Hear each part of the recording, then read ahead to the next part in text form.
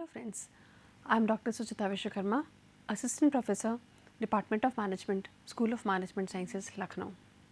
Welcome you all to the series of lectures in supply chain and logistics management. Students, today we are going to start our unit 3 of this particular subject, and in this particular unit we would be talking about supply chain performances. In our previous unit, we had discussed in depth about what is logistics, the various concepts, functions, roles, advantages, disadvantages of logistics. Then we had also talked about that why logistics is playing so much important role in the complete process of supply chain. We had also discussed about what is transportation, the various cost and functions related to transportation, and the modes of transportation from which the companies can choose. Now, when an organization is basically implementing the various logistics and transportation process in order to achieve the supply chain objective, which is reduction of cost and smooth and improved efficiency of supply chain process, then obviously they need to understand various related aspects in terms of its performances also. An organization is expected to keep a check on how supply chain is performing, whether it is whether the actual performance is as per the expectations or not, what are the ways how they can control it, and so. And so, in this particular unit we would be actually talking about these aspects only, and to start with, the today's lecture is basically focused on a concept which is called bullwhip effect, and we would also understand that what bullwhip effect is and how to reduce it. So, let us get started. Now, as you can see from this picture is of bullwhip. You may ask me over here that what is bullwhip? Bullwhip is basically a long whip or lash. Traditionally, if any one of you have seen horses, then you might, or maybe you have seen a bullock cart or anything as such, then you must have seen that the people who used to ride on these bullock carts and horses, they used to carry a long rope kind of material through which they used to control the horses or the bullock cart. So, that basically that particular rope is called bullwhip. Now, how this bullwhip is correlated with supply chain, let us understand that. So, bullwhip effect was this concept was first appeared in J. Forrester's Industrial Dynamics in 1961, and thus it is also known as Forrester's effect. Basically, this bullwhip effect is just the concept whereby the various factors emerging of the market resembles to the or are analogous to the bullwhip, the shape of the bullwhip when it is whiplashed. So, as it is as over here you can see that bullwhip effect is oscillating demand magnification in upstream channel of supply chain, leading to cracking whip like effect. It is a phenomena in forecast driven distribution channel and is also known as whiplash or whipsaw effect. Over here, if you see in this particular diagram that if you lash a bullwhip, if you lash any rope at your home also, then it will create a vibration and it will also create a oscillating effect, which is say for example, if you are holding the lash from here or the whip from here and you are oscillating, then it will create a wave type effect, and this is what is called bullwhip. Now, we would obviously understand it in more details. Now, what happens that for let us take an example over here to understand it in more detail. For example, if suddenly in a paper or in a newspaper or somewhere I find that there is certain sale, what happens that if I find some certain sale on let us say any FMCG product or maybe any of the product, now then what happens, the customers customers perception changes, and how the perception of the customer or the buying habit of the customer changes the complete supply chain. Let us understand that. So, let us assume that the customer has come across any sale or promotional campaign which is offered by any company. That customer goes to a particular store and in order to avail the benefit of the particular promotional offer, tries to purchase that particular commodity which is under sale or promotion in slightly larger quantity, which that means more than what his actual demand is under normal circumstances. So, for example, if I am a person and I have to purchase a bottle of shampoo which normally is consumed, let us say, within 3 months of period, and I require a bottle of shampoo, and since that particular shampoo is under sale, so I may opt for buying 2 bottles of shampoo, because I may feel that yes, this is the time that I should buy it, and since this is not a non-perishable product, so I can keep it for a longer period and the product will stay there. So, over here, as you say, you can see that customer is ordering 10 unit of product and the order is from the retailer. Now, this is a tendency which will not be limited to one customer. Obviously, all the customers will come and start purchasing in slightly larger quantities than their normal purchase process.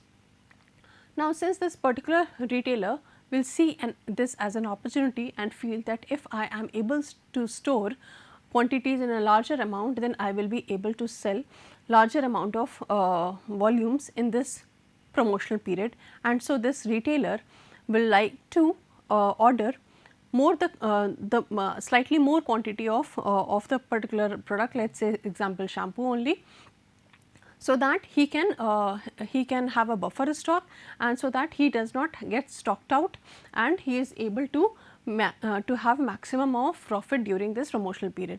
So, that is the reason the retailer is ordering.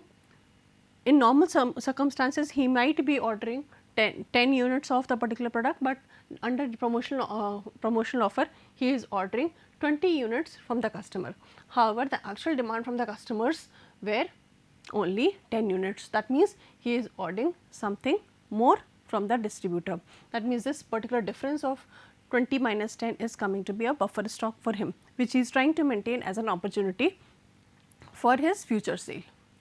Now, the distributor also does the same. That means, distributor also feels that there may be various retailers who would come to the distributor and ask for larger quantities, and so distributor asks for more of products from the manufacturer, and so distributor also increases or inflates the actual demand, and the actual demand was of 20 units, but the distributor inflates it to 40 units, and the amount that the distributor orders from the manufacturer increases to, let us say, 40 units. Now, manufacturer also sees it positively, and so manufacturer feels that yes, there is a more of demand for the product, and so I should be producing larger amount of products, larger quantities of product. So, manufacturer tries to order raw material from the various suppliers in larger quantities and starts producing in larger quantities. Now, what would happen? He would produce the goods in larger quantities.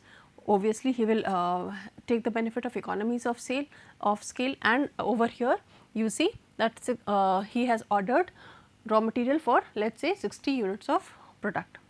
Now, what is happening? What is peculiar about this? That actually the demand should have been 10 uniformly in all the cases. That means, customer has demanded 10 units from retailer. So, retailer should have ordered only 10 units from the distributor also. Distributor should also have ordered 10 units only from the manufacturer, and manufacturer should have also ordered raw material for 10 units only, but this did not happen. The amount of order increased at every step.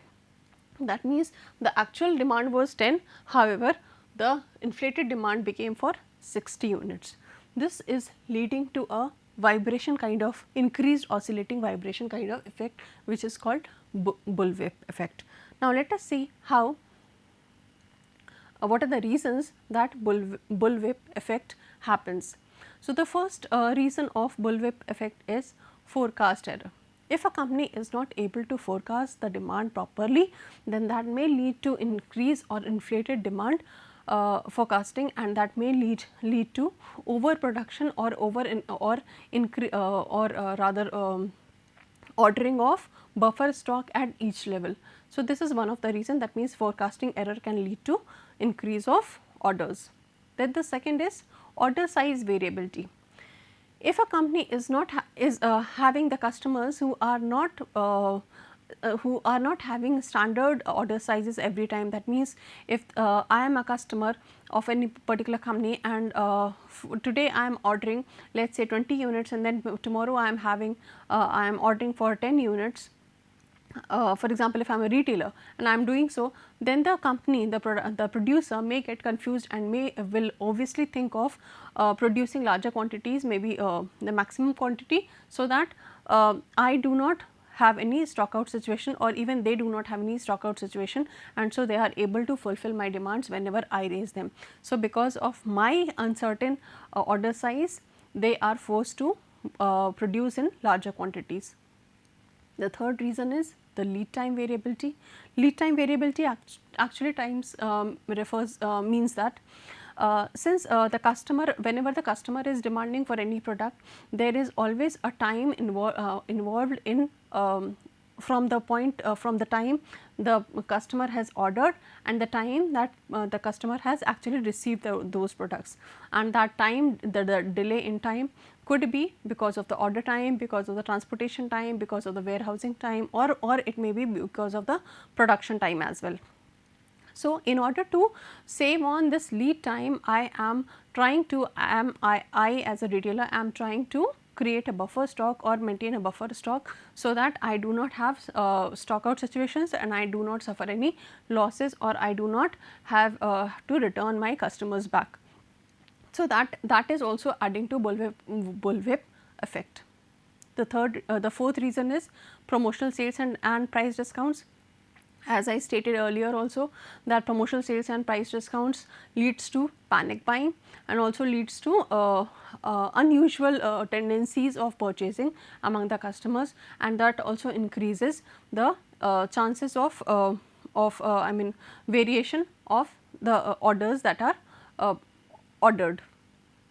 Then again, the panic buying and behavior that I showed, the panic buying could be because of various factors. It could be due to promotional sales, it could be due to absence of particular raw material from the market, or it could be even due to certain governmental regulations. For example, in corona period, if we had seen that that particular message conveyed by the government or such particular regulations by the government led us to purchase of those quantities of products which we actually did not demanded or wanted. Then misrepresentation and interpretation of feedback. Misrepresentation means simply that if the customer wanted 10 units, I understood it in a different manner, or I probably felt that if the similar thing can be with other customers also, and I stereotyped the kind of demand, and so probably I started producing in larger quantities or holding up quantities in larger quantities. The next is hoarding. Hoarding is basically a phenomena where any of the intermediary or maybe producer would like to intentionally hoard or keep the final product or maybe the stock for longer duration in order to take advantages of price fluctuations or any unethical practices. So, hoarding is also one of the reasons which leads to bullwhip effect. Then sales incentive. Sales incentive basically refers to the incentives or the rewards that are given to the salespeople. So, at times in order to take the advantage of incentive concepts incentive concepts, salespeople start pushing the products towards the customer, and when they start pushing up, they start ordering more of the customers from the retailer or the wholesaler, and that also leads to bullwhip effect. Now, let us understand the impact of bullwhip effect. There are majorly two effects. The first is the revenue decrease and the second is the cost increase. So let us see them one by one. The revenue decrease effect of bullwhip includes stock out and backlogs. That means, for example, if I am coming back to my diagram over here, if the customer has demanded for 10 units and the retailer does not had sufficient amount of quantities to fulfill the demand of the customer, then it may lead to stock out, and the stock out may lead to returning of customer, and it may lead to customer dissatisfaction. So, this is one of the reasons that companies try to knowingly also enter into bullwhip effect. So, stock out and backlog is one of the reason. Then lost sales, as I said, that if the company is not, if the retailer or the wholesaler is not having sufficient quantity, then obviously the customers will return and give the opportunity to the other retailer to sell the product, and I may lose my sales opportunity. So, this is another reason. Then the other reason is low customer service and satisfaction. If the customer is returning and repeatedly the same situation is happening again and again, then it may lead to lower satisfaction, and I may feel that yes, this particular retailer or wholesaler is not wanting to offer me the product that I am looking forward for. Free return policies are also adding up to the revenue decrease. Free return policies are means that there are various companies or retailers or intermediaries which are providing their customers the opportunity to return the product if damaged, if not found appropriate, and these opportunities though increases the sales for a temporary phase, but may also lead to problems or challenges by the producer and even to the intermediaries as well. Forecast inaccuracy, which we had already discussed, that if the company is not able to, if the retailer, wholesaler, everyone is not able to forecast the sales, then probably that would add up to the bullwhip effect. Pressure on sales forecast. If the bullwhip effect rises, then obviously there will be lot of pressure on sales force, because at the end what happens, that the company has already started, in the previous example that we had discussed, the company has already started producing 60 units of product, but the actual demand was of 10 units. Now, over here you can see the variation of 50 units. This 50 units the companies are not going to hold on. They would obviously send it or push it back towards the customer, and then the responsibility would be on the salesperson to sell these 50 extra unit, the buffer stock which was created because of the various reasons, including the wrong forecasting or the promotion or the free return policy or whatever. So, all the salespeople will be forced to push this product towards the customer. Then the other impacts of bullwhip effect are cost increase, and which means basically excess inventory. As I said, there would be excess of inventory as in this case it was 50 units. High carrying cost, obviously the company will be now required to have a proper storage and warehouse facility for this extra 50 units of product, and so the company will be required to store it, and the carrying cost will increase. High stock out cost. A stock out cost basically means that if I am not able to offer the product when it was demanded, then it would obviously lead to losses, and so none of the companies actually want to enter into situations where this particular problem occurs, and so this is also one cost that the company would incur. High shipping cost, because actually the amount of inventory that was required, I am asking for more of them, more than that. So, the volume that I am going to transport is going to increase, and so that would lead to higher shipping cost, because shipping cost is correlated with the volume and the weight of the freight that is being transported. Then expediting transport, obviously since the demand has already raised, so I would be under pressure. That means the company, the producer or the intermediary would be under pressure that they should be expediting, speeding up and smoothing up the transportation process, so as to get the inventory delivered at the defined time at the defined place. Then high setup and changeover cost. High setup and changeover cost basically means that the company would be required also to set up certain terminals, certain cross docking stations where they can keep and hold the inventory for maybe a short period or long period, and that would lead to high setup and changeover cost. High labor cost, because the volumes of the inventory has increased and so the company will be obviously required to hire more of laborers to handle those larger quantities of inventory. Then the next impact is high material cost. Since the company has ordered larger quantities of inventory or larger quantities of raw material, so there would be obviously and obviously there may be situations that because of this panic purchase, the company has started producing in larger quantities. So, they may not have been able to take the benefit of economies of scale, and they would have got the raw materials at a higher rate than the usual rates. And high outsized facilities, that means the company would obviously require more of production facility, more of warehousing facility to handle these peak situations in the demand, which was created by abnormal conditions. The other impacts of bullwhip effect includes wastage. That means there is a lot of wastage of products. There may be chances of lots of wastage of products because the company may not be able to push all the products that they have produced towards the customer, and in such a situation there will be lot of wastage that may be due to the damage, that may be due to unsupportive facilities, that may be due to obsolescence as well. So, this will also lead, these are the various impacts of bullwhip. Then the other is change in buying pattern.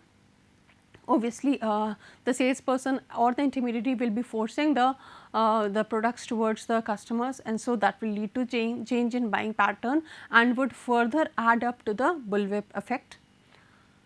The next reason, the next impact is tense supplier relationship, because the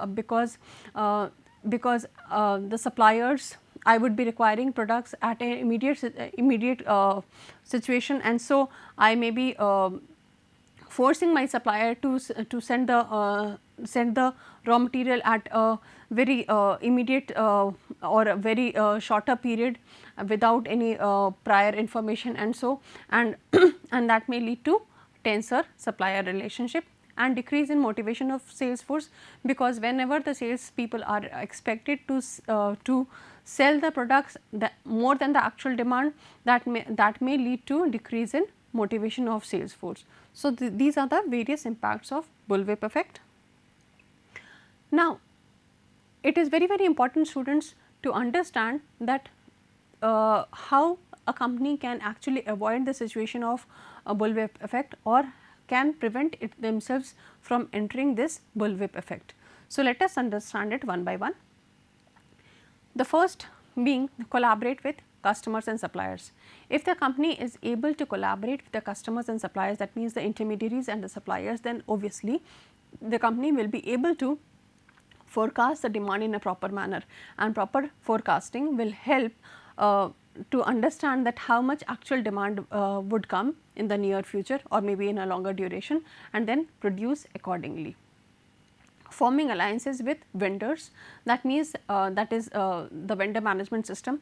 That means if I am having a good relationship with my vendors, then obviously they would be able to fulfill my immediate requirements also, and in case of non-usage or overproduction or anything left over, they will be able to suck the excess inventory back also. So, forming alliances would help me not only understand the demand also, but also help me in reducing the cost by sucking up the excess whatever is there. Then improving forecast accuracy, the companies needs to very well understand what is the expected forecast and should try to avoid the buffers as much as possible. Then the next is adopt a demand driven supply chain management. As I said, the knowing the demand is very important. Unless and until we know the demand, obviously the complete supply chain process will get distorted. Optimize inventory management. The company should actually focus on following concepts like JIT, Kanban, where they can improve the quality of the product as well as they can have the inventories at the point of production, so that they are able to reduce on their holding cost, carrying cost, warehouse cost, and they can delay their production till the time they are actually demanded. Then minimize sales discount. Companies should obviously not encourage the marketing people to give sales discounts and promotional offers to the customers on a frequent basis. They should obviously discourage this particular fact. Reduce lead time. The company should also focus on trying to find out better ways so that they are able to reduce the lead time, that means the waiting period of the customer from the point they have, from the time they have ordered the product to the time they have received. So, the company should always keep a check on this.